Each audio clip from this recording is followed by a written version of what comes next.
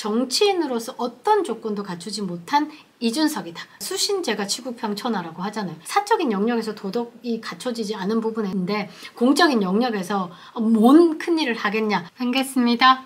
보수의 품격을 담은 정치 해석 김영현 TV입니다. 제2의 이재명을 꿈꾸는 사람 있죠. 정치 협작궁 이준석에 대한 영상입니다. 국내 상황이 그렇죠. 지금 명태균 게이트로 세상이 시끄럽죠. 이 상황에 가장 두려운 사람이 누굴까를 생각해보면 이준석입니다. 그래서 몸을 숨긴 것 같은데요. 왜 국회의장을 보좌하러 비행기를 타고 해외로 날랐는지 참 궁금합니다. 국회의장이 민주당이죠. 개혁신당 의원이 민주당 의원을 보좌한다. 뭐가 앞뒤가 맞지 않지만 몸을 숨긴 것을 좀 도움을 받지 않았을까라는 생각을 합니다. 그리고 몸을 숨긴 이유는 지금 현재 공천 개입 논란에서 자유로울 수가 없고 또 돈과 관련된 일들이 또 떠오르고 있기 때문에 이 부분에 대해서 떳떳하지 못한 부분, 이 부분 때문이 아닐까 하는데요. 영상 시작하겠습니다. 시작 전에 구독과 좋아요 버튼 꼭 눌러주시고요. 끝까지 시청 부탁드리겠습니다. 큰 힘이 되고 있습니다.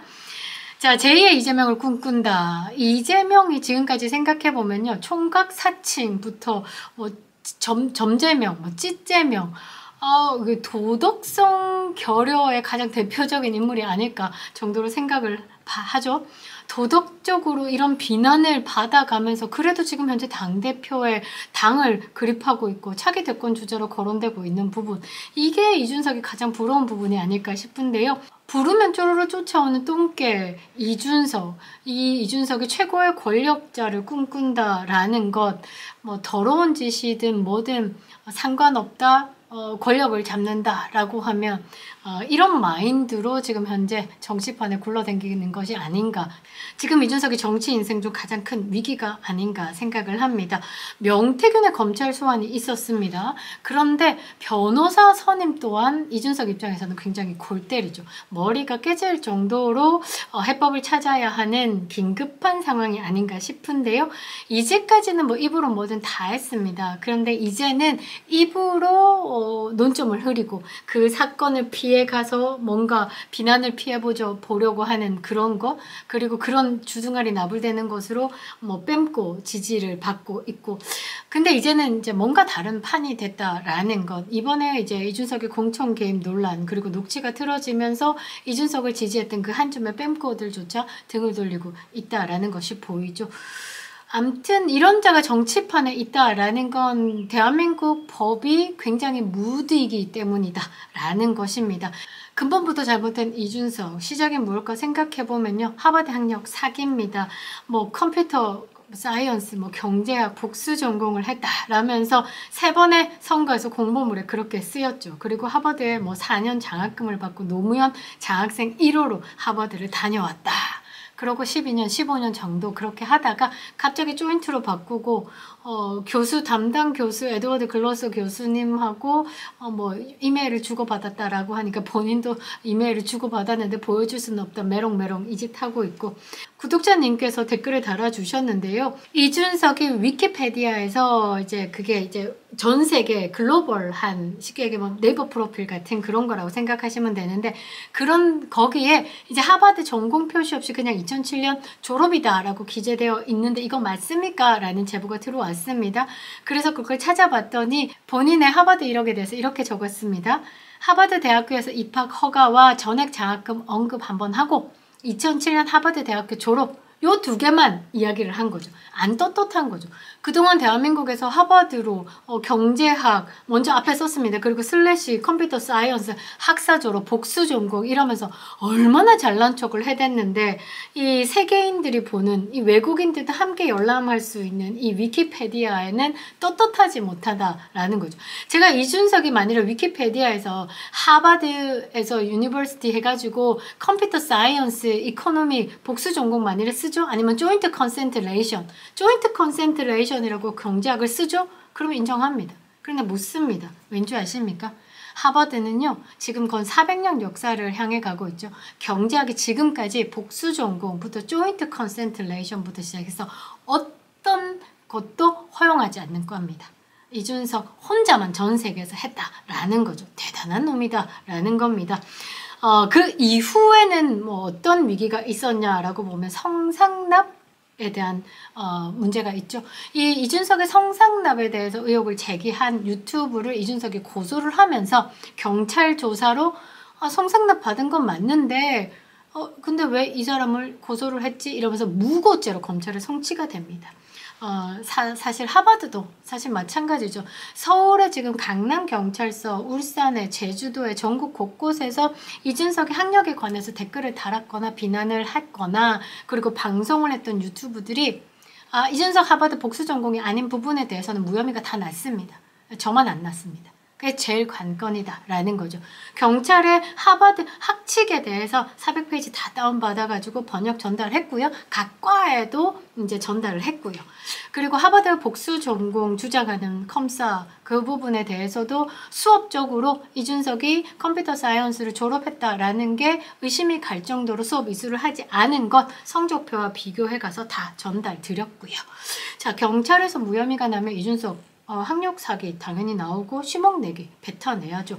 그렇고 뭐 그럴 일은 없겠지만 검찰에 송치된다면 더 나이스합니다. 왜냐하면 재판을 할 거니까요. 그때 되면 본인이 스스로 본인의 학력에 대해서 밝혀야 되는 그런 준석이 입장에서는 지금 현재 상황에서 시간이 멈춰 있는 게 가장 베스트한 것이다 라는 겁니다. 자, 앞서 언급했던 것처럼 성상납 의혹이 있죠. 대전 유성의 주피터라는 술집에서 밴드비, 뭐 2차비, 뭐 장부가 쫙 있습니다. 증거 자료가 있는데 잘 보면 이게 좀 연결이 돼 있어요. 이준석이 대선 기간에 난리는 쳤어요. 뭐 보따리 이야기하면서 가출도 하고. 그런데 유세장에서 가서 이제 이준석이 윤석열 후보에 대해서는 국민검사니 공정과 상식을 부활한다느니 이재명 막 욕하면서 윤석열 대통령을 엄청 띄웁니다. 그런데 본인의 성상납 혐의가 터지고 난 다음에 국민의힘에서 퇴출 위기가 오고 그때 양두구역 발언부터 시작하고 윤석열 대통령을 향해서 막 총질을 하기 시작합니다. 그러니까 컨셉을 그때부터 잡았다라고 저는 생각을 해요. 윤석열 대통령이 당대표 이준석이 대선 기간에 좀 트러블이 있었는데 대통령 후보가 대통령 되고 이준석이 당대표 되고 당대표와 이제 수평적 관계가 잘 안 되는 이런 부분에 대해서 이준석을 쫓아내기 위해서 작업질했다라는 컨셉을 잡은 것 같아요. 그래서 지금도 이준석이 당대표에서 쫓겨났다. 뭐 윤석열 대통령이 당대표를 끌어내렸다. 이런 식으로 지금 피해자 코스프레를 하고 있죠. 그런데 지금 보면 팩트는 성상납 무고죄가 검찰에 송치되고 그 이후에 당의 명예를 훼손하고 당대표로서 품위 위반을 한 부분에 대해서 징계가 들어간 겁니다. 그렇게 생각해보면 앞뒤 상황이 맞을 거예요. 본인의 성상납이 부각되자 내부 총질을 더 키워가지고 성상납을 살짝 덮고 마지막 결론은 이준석 당대표를 말 안 듣는다고 끌어내리는 윤석열 대통령으로 이제 고립시키기 위한 작전을 그때부터 했다라는 거죠. 그러면서 시간을 질질 끌었죠. 그러고 최근에 성상납 혐의에 대해서 무고가 이제 혐의가 없다라고 벗었습니다. 그래서 뭐 2년 만에 족쇄를 벗었다라고 하는데 다시 시작하고 있죠.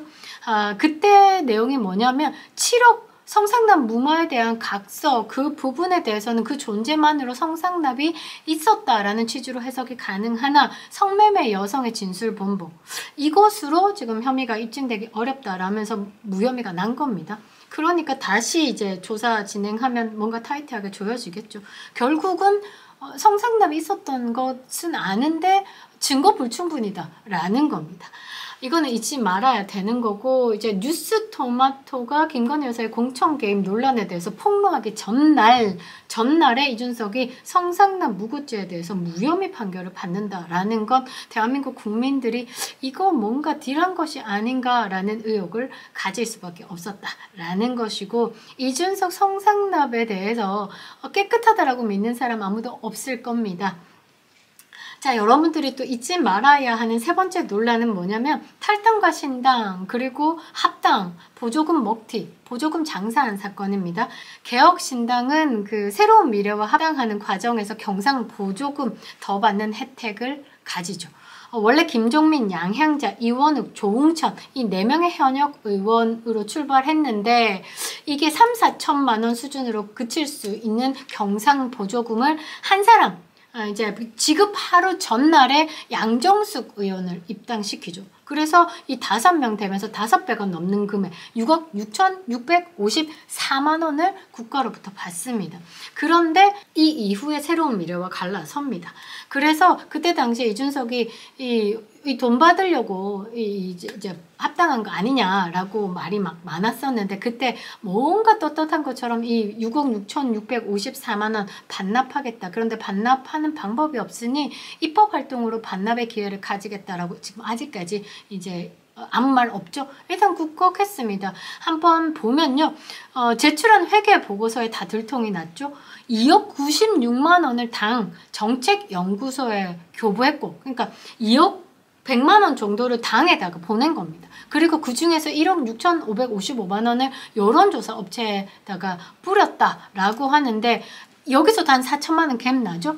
그런데 가장 중요한 건 당의 정책연구소 HK연구원 원장이 누구냐면 이준석입니다. 그러면 여러분들이 다 파악을 하실 수 있을 것 같은데요. 국민을 상대로 6억 원은 반납하겠다 하고 해놓고선 뒤로는 돈을 꺼내 썼다라는 겁니다. 아무튼 이런 식으로 도덕적인 부분이 타락한 이준석이죠. 한국당 지금도 못 바른 이유는 지금 몸을 숨긴 것이다 라고 자꾸 생각이 드는데요. 이번 사건 보면 7불사 홍매화 사건으로 시작된 공천 개입 논란입니다. 이준석의 공천 개입 논란에 이제 이준석 떼고 김건희 여사 이름 가리 해가지고 이제 세상에 터트린 사건이다 라는 거죠. 이런 정치적 논란에서 좀 피하고자 남미행을 선택한 것, 거기서 돌아오지 않는 것, 그때 당시에 성상납 혐의가 막 난리가 나고 했을 때 순천에 천하람한테 가서 숨었던 것과 비슷한데 이번에는 사건이 좀 더 크다 보니까 국내로 숨은 게 아니라 이제 해외로 도피한 것이 아닌가 보는데요. 이제 명태균 씨의 입이 열리겠죠. 그리고 2022년 공천 과정부터 지금 국민의힘이 당무 감사를 진행하고 있습니다. 이준석이 어떤 식으로 했는지에 대해서 파악이 될 겁니다. 그럼 이준석 존재 자체가 무너지겠죠.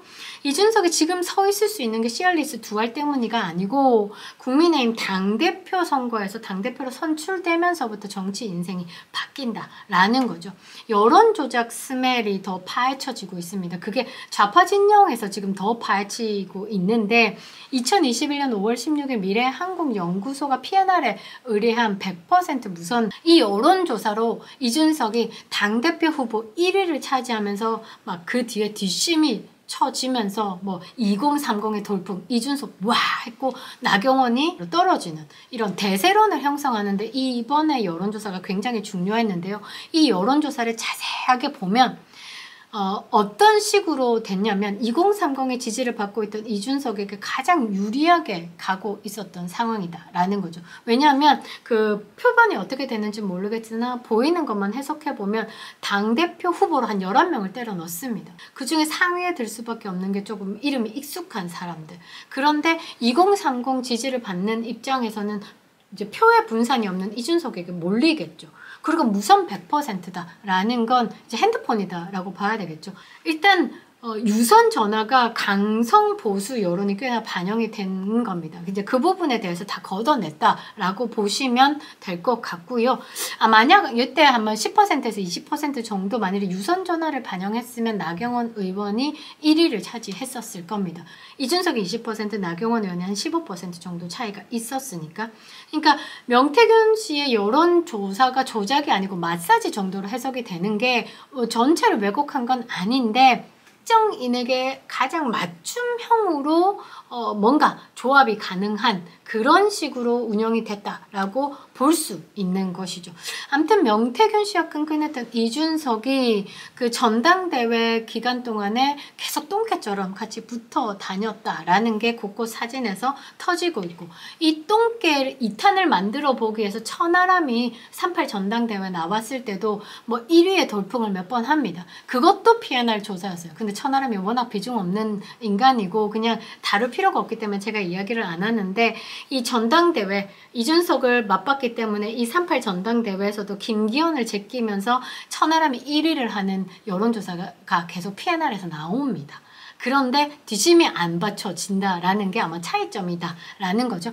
아무튼 이 똥개가 명태균 씨와 함께 전당대회 기간 동안 계속 같이 다니면서 어필을 합니다. 그런데 이준석이 이제 공천 개입 논란을 터뜨리고, 근데 명태균 씨가 생각지도 못한 홍매화 사진을 터뜨리고 이러면서 막 수세에 몰리자 이준석이 명태균 씨가 더 이상 이제 폭로를 하지 않기 위해서 명태균 씨를 계속 옹호하는 입장으로 가고 있는 거죠. 그러면서 좌파 진영에서는 이제 비난을 더 받기 시작했는데요. 이때 명태균 씨한테 변호사를 보냅니다.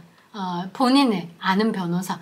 그런데 뭔가 뒷작업질을 하려고 했다라는 생각을 할 수밖에 없죠. 왜냐하면 뉴스 토마토에서는 뒤로 명태균 씨 돈줄 한번 봐봐, 창원 산단 지역 봐봐 이러면서 명태균 씨한테는 변호사를 보낸다라는 건 그냥 뒤통수 갈기겠다라는 뜻을 담고 있는 거죠. 그런데 현재 변호인이죠, 김소연 변호사가 모든 걸 차단했다라고 해석이 됩니다. 상황이 녹록지 않습니다, 이준석에게. 그래서 이준석이 14일까지 해외 일정이라고 하는데, 아마 제 생각에는 15일날 이재명의 1심이 나오겠죠. 그 이후에 16일부터 그냥 계속 윤석열 탄핵 장외 집회가 뭐 조국까지 들어와가지고 계속 진행될 거라는 거죠. 그러면 본인에게 시선이 좀 덜 오겠다. 그때 조용히 기어 들어와서 이 좌파의 우호적인 글을 담는 그런 기자들 좀 만나서 뒷수습 좀 해보겠다. 뭐 그걸로 어찌어찌 정치판에 기생하겠다. 이런 전략인 것 같은데, 이준석이 대통령을 꿈꾼다고 합니다. 윤석열 대통령 후보 시절에 김종인과 뭐 이렇게 꿈꿨던 플랜들이 있었다라고 합니다. 한 2년 정도 윤석열 대통령 하고 그 이후에 이제 임기 뭐 개헌 이렇게 해가지고 그 다음에 이준석 대통령 시켜서 8년 대통령 해먹자. 이게 자기들의 정치판 플랜이었는데 택도 없는 소리죠. 학력 사기부터 성상납, 뭐 소명해야 될 일이 많지만 그 전에 좌파 진영에서는 이준석이 정치인이 아닙니다. 그냥 광대. 그러니까 부르면 쫓아오는 똥개 정도로 취급을 당하고 있고, 우파 진영에서는 그냥 막 배신의 암덩어리죠. 그냥 우파 진영에 발 다시 들여봐봐, 막 학셀이 막 이런 정도잖아요. 그러니까 이 정치인 자체가 국민의 지지를 받아야 하는 겁니다. 정치인으로서 어떤 조건도 갖추지 못한 이준석이다.